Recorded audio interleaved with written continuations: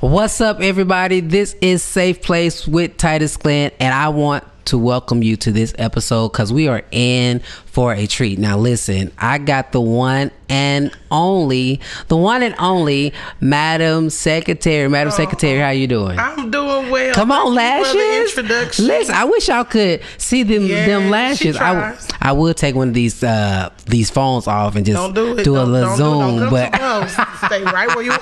Don't come too close. They look good from back there, but don't come too close. Find yourself, be yourself, and let others do the same. Find yourself, be yourself,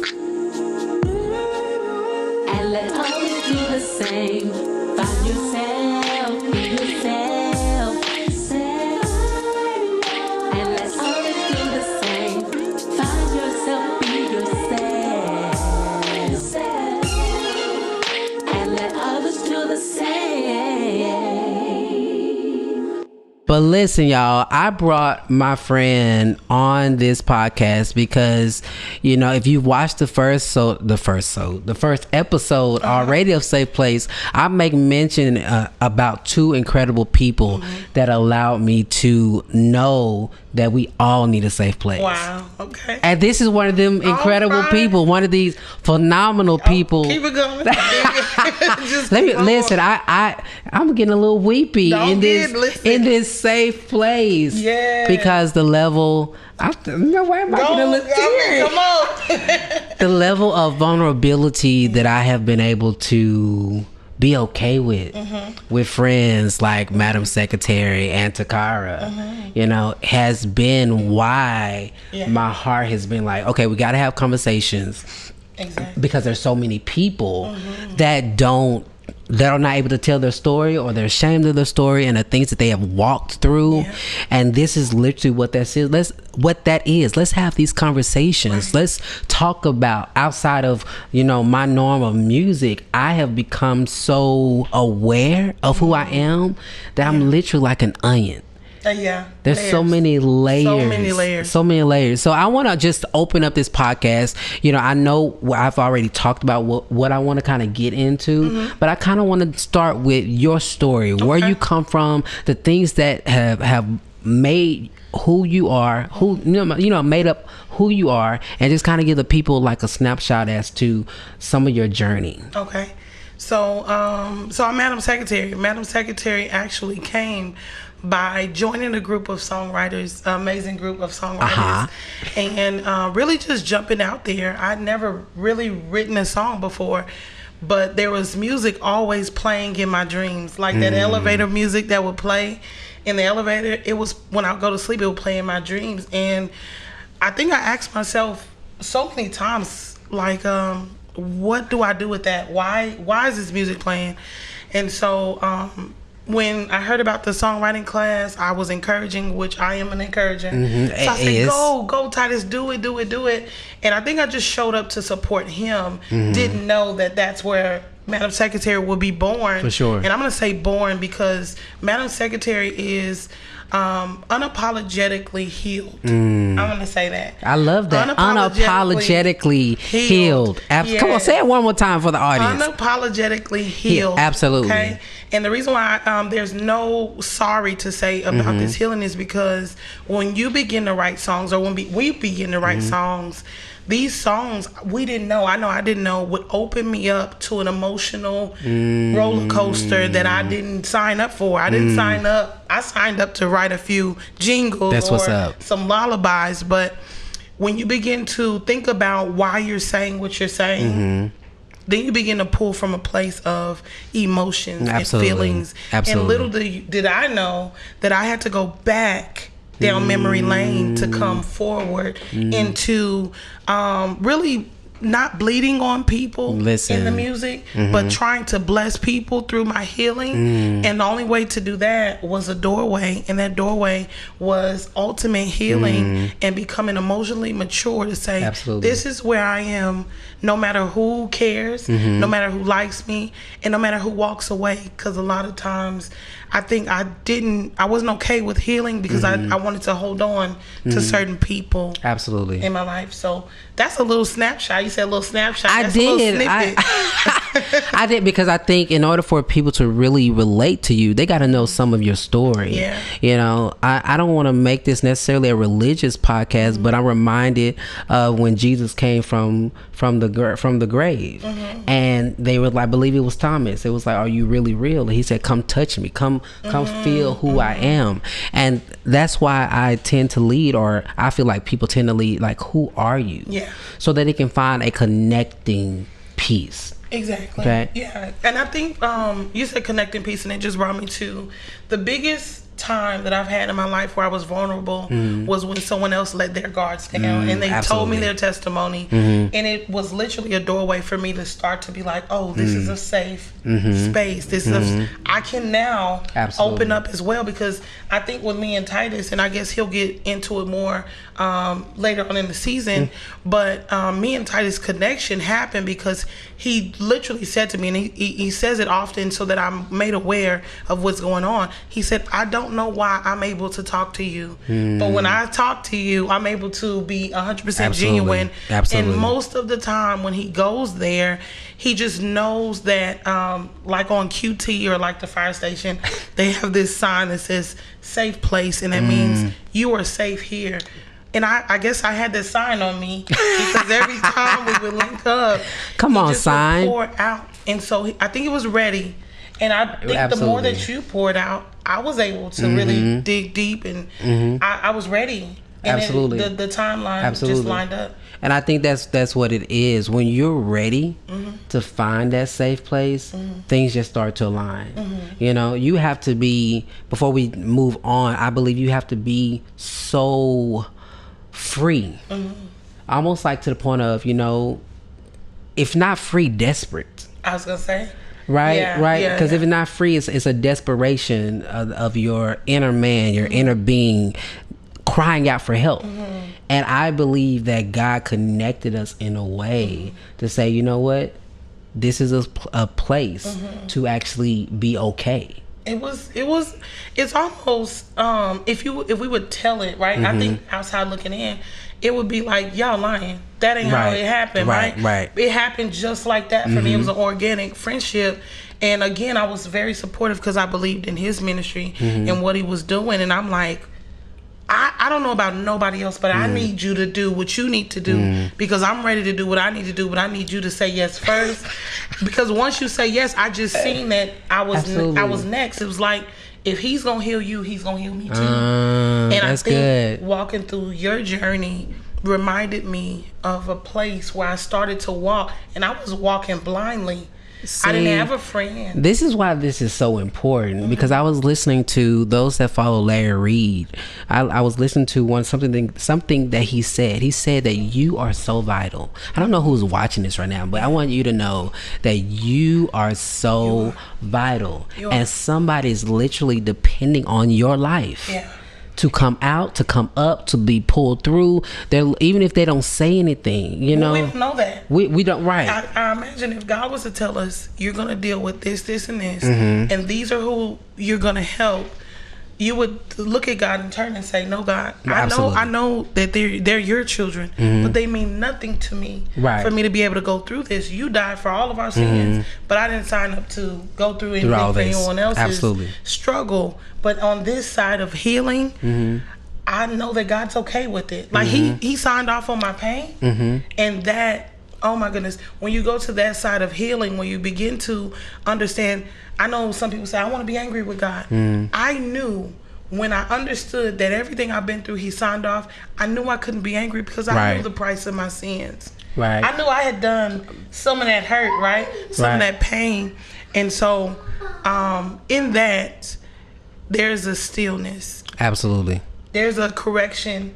and to be corrected by the one and true and living God. I'm just saying, couldn't nobody nail me to the cross more than God giving me another chance, even though I know I did something wrong. And be able to look at it from the point that everything that I've been through, or everything that you've been through, you finally come to a point that it was for a reason.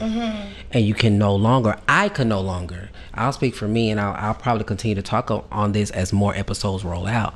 Like, the art of forgiveness has nothing to do with the other person, you know. And I would say maybe a little, but really, when you all boil down to everything that's happening in your world, it really has nothing to do with anybody. Well, your portion of it. Well, you can only own right. Your growth has nothing to do with them. Like, so people that hurt you, people that are being nice to you, whatever the reason is or whatever is going on, everything that is happening is literally for you. Yeah. And that's the setup, right? Because I now understand that the reason why I went through everything I went through was because God knew that He could heal me from it. I believe that when they say, "Oh, He'll put no more on you than you can bear," it sounds very cliche, but He equipped me with the tools to make it through some things.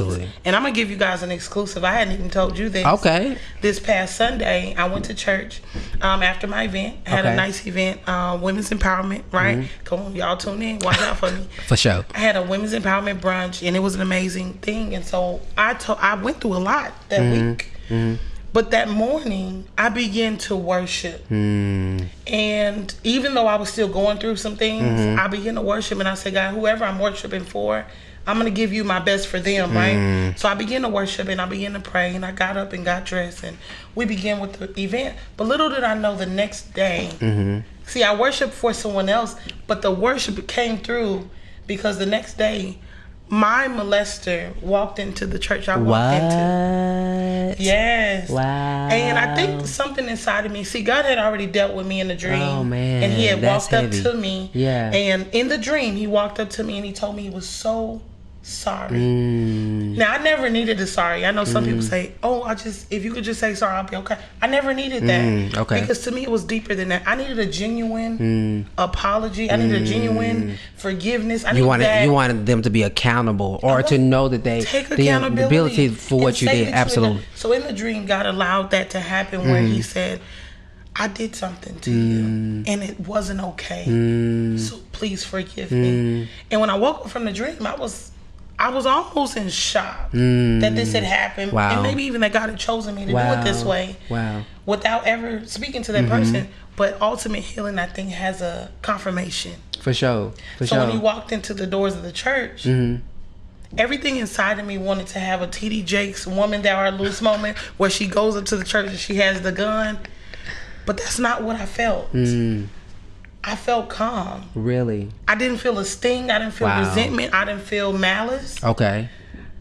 I didn't feel sorry. I felt like God had given me an opportunity to even get my portion right. That's what's up. Because in hatred, that's a sin also. We're not supposed to hate people. And so I think He gave me opportunity. And so church went on, the whole thing. I worshiped like never before. But I'm brought back to the time where I was worshiping for someone else. And I said, maybe somebody prayed for me. Now that's the truth. Now I want to dig right into what I wanted this podcast to be about. Okay. You know, I know I kid with you about your lashes, right? And it's really all fun because I believe Madam Secretary is one of the most beautiful women that I've met. Don't act up on this podcast. And I want you to tell the story as to what's the story behind the lashes. Okay. So growing up, and I just kind of told you a little bit about my childhood, right? But I was still in pain, in silence. I still never told anyone what I was going through, right? But if I can give the honest truth about the lashes and the makeup and how I... This is a safe place. We want the truth. Place. I can talk about it. Okay, cool. Absolutely. You gave me the go ahead. Okay. Yes. So as I was growing up, I'm the youngest of 5, and there's 3 girls. Well, I feel like I was always noticed. I don't know why, but I was always noticed. People always were very drawn to me, you know. And I thought it was because I was super nice, right? I wanted to be nice, and this was the reward. Well, my mom would always tell my sister right above me, "You're so pretty, you're so beautiful, oh my God, you're gorgeous." And so in the little kid's mind, I thought she only told her that because that's what she was. She never told me that because I wasn't. Oh, wow. So as I began to grow up, I got so very angry about that. And I got in the mirror one day and I told myself, I was so angry with my mom, and I said, I'll tell myself I'm pretty. I'll tell myself I'm beautiful. And I began to do that. Now on my maturity journey, right, I know that I was affirming myself. For sure. I didn't know it before. I was just very angry. I was affirming myself daily. You're beautiful. And then I prayed a prayer. I said, God, make me beautiful in your eyes. Now that was so powerful. Absolutely. Made me beautiful in your eyes. And what that did was switched it from the outer beauty to the inner beauty. Right? Oh, wow. And I got chills. I don't know if you got some chills. I seen the photos on, but when the inner beauty began to be the biggest thing that I worked on, I understood that what I do on a daily, my lashes, my hair, my makeup, my lip gloss, you know, self-care, brushing your teeth, washing your face, deodorant, smelling good. That's self-care. Absolutely. That's not being vain. For you to take a time out within your day to check, to make sure, I want to make him proud. Absolutely. Absolutely. So my biggest gift I can give when somebody looks at me, and I won't even say God, right? Because he already is proud of me. I know he is. I'm going to say when I walk out, I'm proud of me. Absolutely. And who does not, or maybe some people don't, maybe they're not there yet, but when you walk out of the house, you want to feel good. You want to show up in the world good. And when you walk out and somebody says, oh my goodness, you look good, that makes you feel a little bit better. Absolutely. Absolutely. So that's my story about why every day it's not a battle between being natural and not being natural, because if you ask me, this is my natural. I'm not putting on some would say that there's a battle between natural women and women that choose to wear makeup, nails, hair, jewelry, or wigs, or add hair. You know, hair. There's not a battle. There's just, this is your choice. And this is what you do to self-care, because I know natural hair takes a lot of work. For sure. Baby, that afro took you a long time. Those dreads took you quite a while. And listen, I wonder how long it takes for Tabitha Brown to do her whole. She works with that hair. Come on, what is in that, Donna? Come on, Donna. Listen, she has a whole hair care line. She does, but I love Tabitha because she does not pretend that it just happens. She just, I love the Beyonce song. Come on, name drop Beyonce. I woke up like this.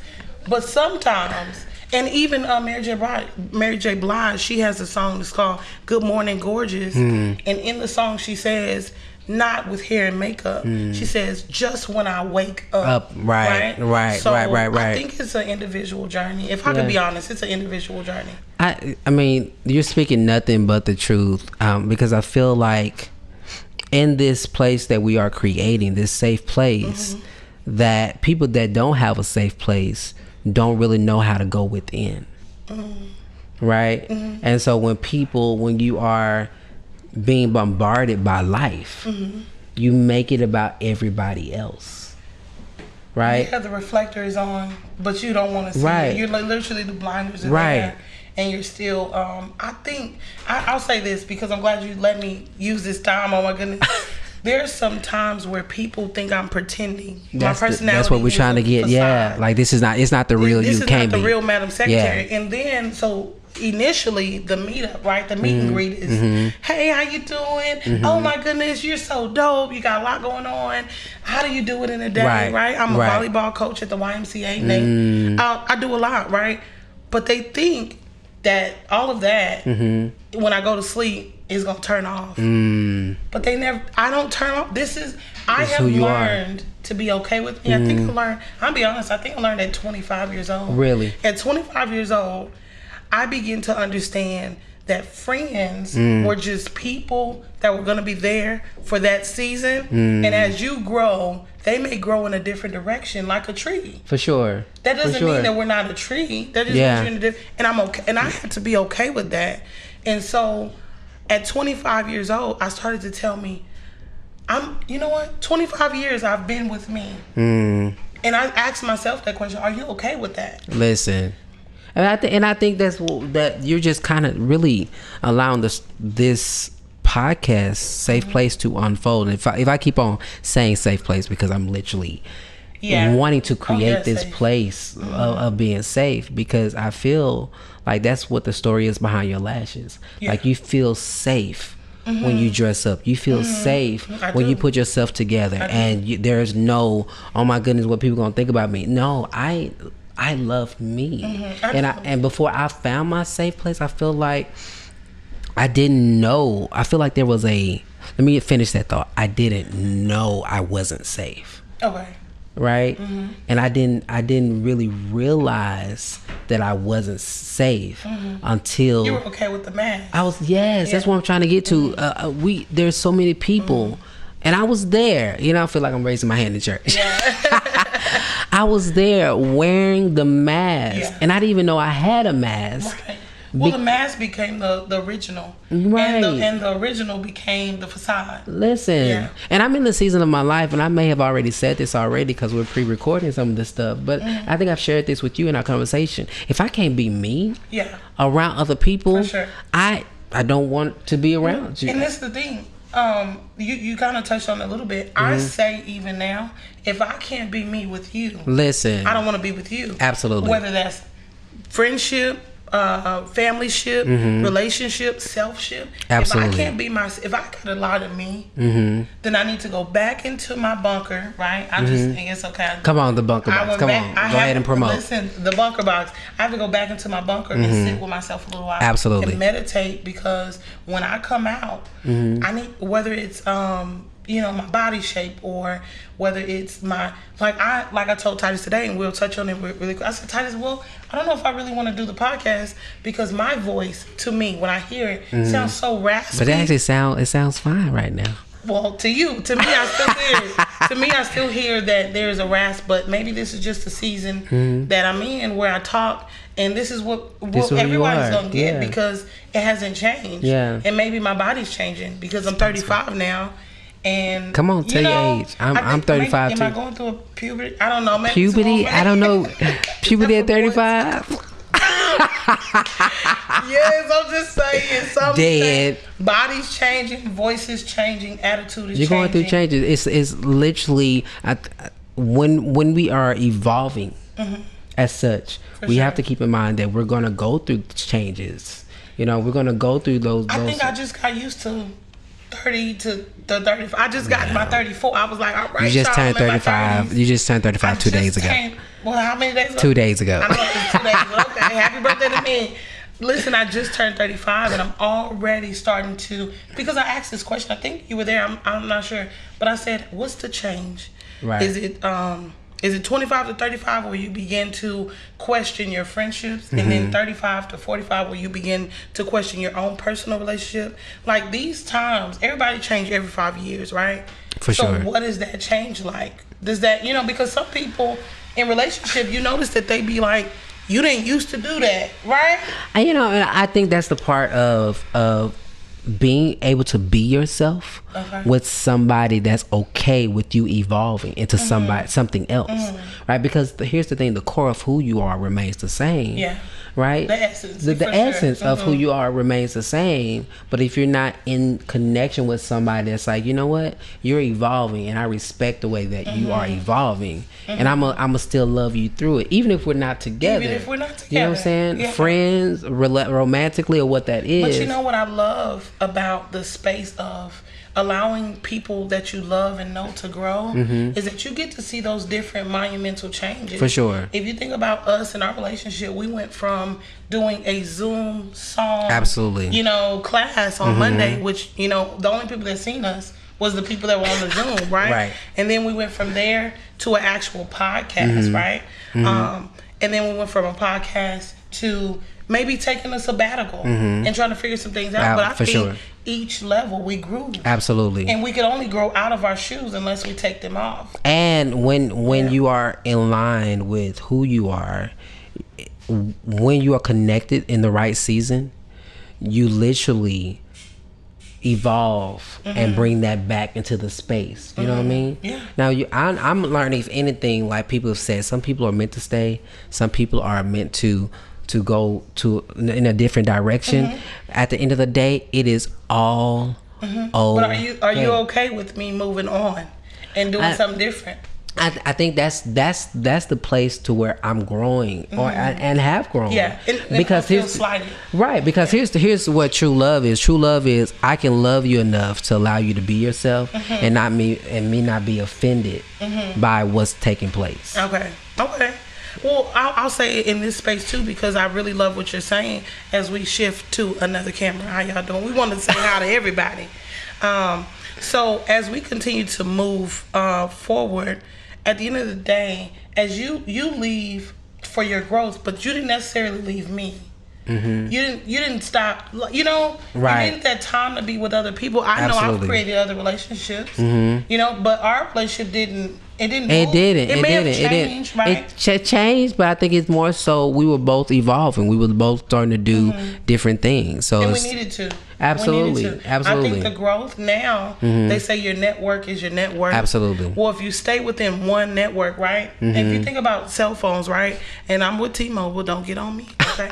But if you talk about networks, you go from 4G. Well, let's start at 3G because, let's stop playing. First, we had the phone that you do like this. My auntie had one. I didn't have one. Oh, Lord have mercy. But then when you got the flip phone, everybody thought they was there was everything with the flip phone. Right. But now we have a phone. You can talk to it and it be across the room, and Alexa will talk back to you.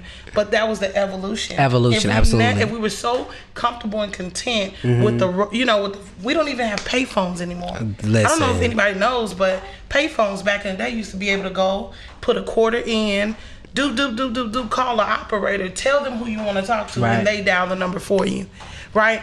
I'm telling you, listen, back in the day. But today, you can say, oh, hey, call Titus. And I can't say it too loud because I'm telling you, these cell phones going to go, they going to call them, right? Right. But it was the evolution. And at the end of the day, if we're not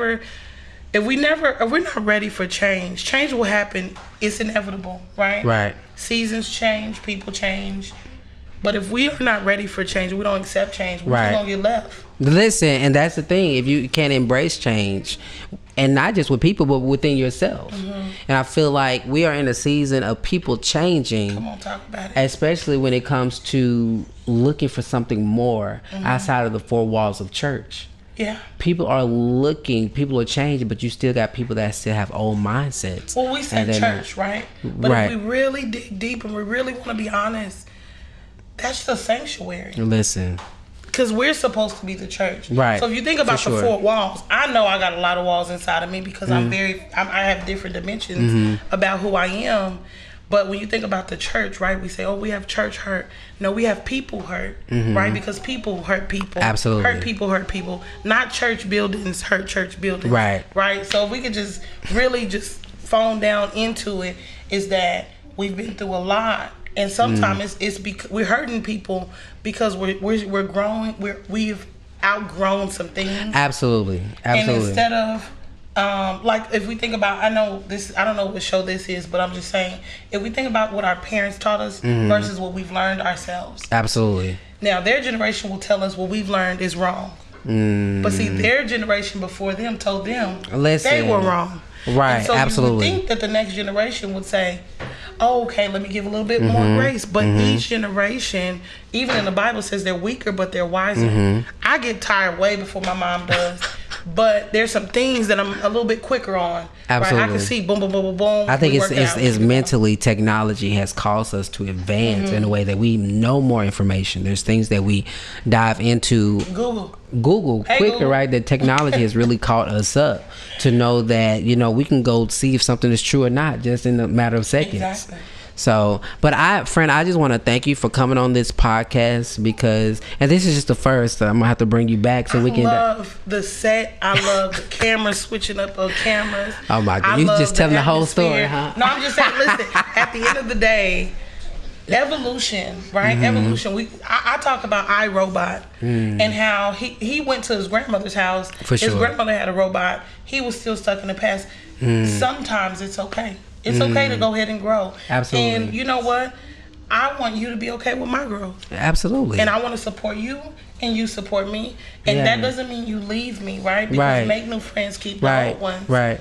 But at the end of the day, friend, I'm proud of you. Oh, don't get me to crying on this podcast. Because you said a thing and you're doing a thing. For sure. And as we grow, I look at our story like, can I say this really briefly? Go ahead. I know go ahead. Yeah. Steve Harvey talked to me. That's my Uncle Steve. He doesn't know, but he's my mental uncle, okay? But Steve Harvey talks about a story with Jamie Foxx, D.L. Hughley, a bunch of comedians in a room. But before that story, he talks about his own journey with him not being able to have enough money to fly to his opportunity. But he said, he prayed a prayer, God, if you get me there, then I'll do it. He didn't have any money to eat. Somebody provided some food for him. Even the plane ticket came from one of his connections of somebody that had a travel agent business. They paid for his ticket to go. That's what's up. And so he was just walking on water. I'm going to say water because that faith walk is what brought him there. But when he talks about this room full of people, now we know them to be absolutely, amazing people. But he didn't say, "Oh, well, D.L. Hughley, you're my friend. You just gotta stick with me." They did Kings of Comedy together, but now they both have radio shows. Right. They're not on each other's radio shows. Right. But they both did Kings of Comedy. So it's time to be able to grow and move. And at the end of the day, as you begin to expand your horizon, I begin to expand my horizon. And I'm only saying this because I see where we're going. Absolutely. I'm not looking at this anymore. This is amazing. I'm telling you, I'm on my way. But this is amazing, and we just got to step into it. This safe place is needed. For sure. And I'm hoping, that those that are watching, that you got something from this podcast, from this moment to just dive in on our conversation. And my heart was really for people to know that regardless of what people got to say about you, if you are okay with you, be okay with you. And then, if they keep on talking, you can always remove yourself from the space. So if you could just really 30 seconds, friend, just give some type of wisdom or what's on your heart. I'm gonna say this. Listen, as I begin to grow, I want to see if whoever you contact Titus on all of his platforms. You can contact me on Facebook. You look up Madam Secretary and you keep Googling until you see a mask. That's me, okay? and some lashes. You're gonna see those lashes. But I am walking into the journey of becoming a public speaker and a motivational coach. I take appointments on Mondays. You guys reach out to me. And listen, I'm going to walk you through the bunker box. And the bunker box is just a space where you can clean out your emotional baggage. Because how do you move forward but you go back? And I'm going to walk you back into that bunker where you've put in all of that trauma, all of that past hurt, so that you can move into your new season with new clothing, with a new perspective into your healing. I was only able to heal after I cleaned out my emotional baggage. So that's what I want to offer. So y'all, this has been it. This has been our safe place with Madam Secretary. We are here. We are creating these moments so that you guys that are watching, whoever this is for, I'm convinced in this season that whoever this is for is going to hit you where it needs to hit you. I know it will. I know it will, because what's in the heart reaches the heart. And it took a lot to be able to come to the safe place because we didn't know it was there. We knew we were each other's safe place. Right. And that we had a group of friends that we could become that. But this place right here, y'all better run and try to get on this podcast. Let me let you know, tell your story. And you have, I'm so sorry, y'all. We're hosts, but we're also parents. But run to your safe place. I'll say this. I know you told me that I'm done. I have to check on yourself, your mental number. Absolutely. There's so many people taking their own lives now. Check on yourself. Ask yourself, how do I feel? And do something about that.